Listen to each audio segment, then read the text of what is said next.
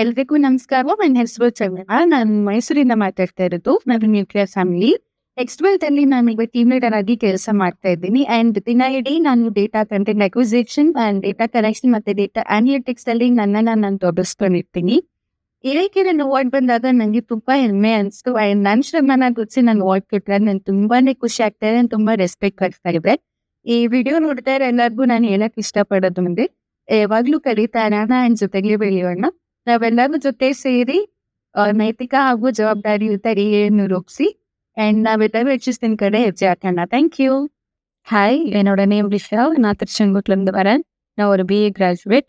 Family பற்றி சொல்லணும்னா, அப்பா செக்யூரிட்டி கார்டாக இருக்காங்க, அம்மா ஹோம் மேக்கர். நான் நெக்ஸ்ட் டுவெல்த்தில் 6 இயர்ஸாக ஒர்க் பண்ணுறேன். ஃபினான்ஸ் அண்ட் அக்கௌண்டிங் ப்ராஜெக்டில் குவாலிட்டி அஷூரன்ஸாக இருக்கேன்.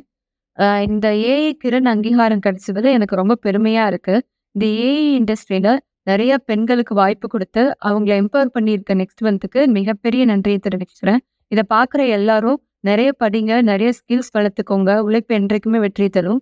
So together we can shape and ethical and responsible AI future.